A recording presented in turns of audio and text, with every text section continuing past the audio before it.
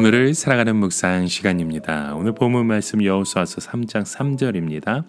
백성에게 명령하여 이르되 너희는 레위 사람 제사장들이 너희 하나님 여호와의 언약궤 매는 것을 보거든 너희가 있는 곳을 떠나 그 뒤를 따르라. 자, 오늘 본문 말씀에 보면 이스라엘 백성이 불가능을 가능으로 만들 수 있는 그 원리를 우리에게 보여주고 있으시죠. 바로 그 하나님의 말씀에 따라가는 삶의 고백이 있었다는 겁니다. 이스라엘 백성이 불가능에 도전했을 때 실패한 이유는 바로 이 세 가지를 믿고 따랐기 때문입니다. 그들은 상황이 말해주는 것을 믿고 따랐습니다.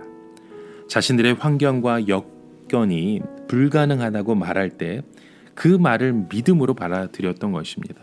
그래서 출애굽할 때 앞에는 홍해가 가로막혀 있고 뒤에는 바로의 군대가 그들을 죽이기 위해서 달려오자 좌절했습니다. 불안하고 두려워했습니다. 스스로 파멸할 수밖에 없는 방법을 선택한 것이었죠. 그들의 마음과 생각이 불평과 원망, 포기와 좌절로 가득 차 있었던 것입니다. 또 그들은 자기 자신을 믿고 따랐습니다. 자기의 기준, 자기 중심, 자기의 경험이 자기 자신의 삶을 이루고 있었던 것입니다. 자기 판단과 자기 이해가 들어 있었던 것입니다. 그래서 자기 속에 보이고 느껴지는 것을 받아들입니다. 이스라엘 백성들은 가나안 땅을 갔다가 온 12명의 정탐꾼 중 10명이 우리는 저 사람들과 비교할 때 메뚜기에 불과하다고 말한 것을 받아들였습니다. 다른 사람에 비해서 자신이 메뚜기처럼 못났고 작다는 사실을 믿고 받아들이는 사람들은 자기 앞에 주어진 현실이 끔찍했을 것입니다. 결국 그들의 보인 행동은 절망과 폭력과 낙심과 불평과 원망, 그리고 지도자에 대한 비난과 분노의 폭발이었습니다. 또 이스라엘 백성들이 받아들인 것은 상대방에 대한 사실입니다. 자신들보다 월등하게 힘이 세고 능력이 있고 견고하고 키가 크고 장대하다는 것, 바로 자신들이 힘으로 이길 수 없을 만큼 대단한 존재라는 사실을 그들이 받아들였던 것입니다. 이처럼 이스라엘 백성들은 이 세 가지 사실을 받아들이고 절망합니다. 더 이상 자신들이 할 수 있는 일이 없기 때문에 낙심하고 포기한 것입니다. 그런데 이번에는 여호수아가 하나님의 임재의 상징인 법궤가 앞서가며 나아가는 것을 바라보고 전진하라고 말합니다. 법궤가 앞장서서 간다는 것은 하나님이 인도하신다는 의미입니다. 상황과 자신과 다른 사람들을 보고 두려워할 것이 아니라 지금까지 이 백성을 어떤 환난과 위기 가운데서도 건지시고 보호하시고 승리케 하신 하나님을 바라보라는 것이죠. 나보다 나를 더 사랑하시고 모든 상황보다 크고 놀라우실 뿐 아니라 그 상황을 주장하시는 창조주 하나님을 바라보라는 것입니다. 신실하신 하나님이 자기 백성을 반드시 약속하신 곳으로 인도하신다는 사실에 초점을 맞추라는 것이죠. 여러분, 우리는 어떤 일을 하다가 우리의 힘으로 안 될 때 그 이유를 반복해서 생각합니다. 나는 별 볼 일 없는 존재라고 이야기할 때 그것에 초점을 맞추고 한없이 작아지고 못나 보이는 나 자신을 생각하며 포기하게 되는 겁니다. 그 말이 자꾸 생각나고 그렇게 말한 사람들이 미워지는 거죠.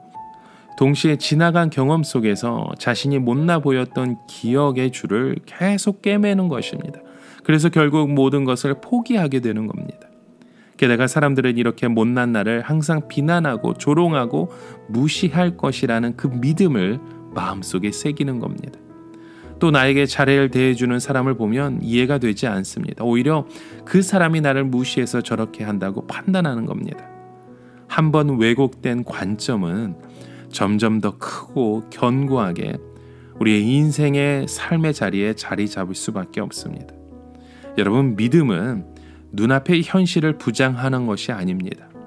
나는 약하고 부족하며 다른 사람들의 평가와 내가 나아갈 길을 나타내는 일들을 내가 감당하기에는 너무나도 어려운 일이라는 것을 인정하는 것입니다. 그러나 현실과 생각을 통한 판단을 넘어서서 그 배후에서 모든 것을 주장하시는 하나님께 초점을 맞추는 것이죠. 다윗의 모습을 보면 골리앗과 싸울 때 그는 자신의 왜소함과 연약함을 보았습니다. 골리앗이라는 상대는 다윗에게 불가능한 존재였습니다.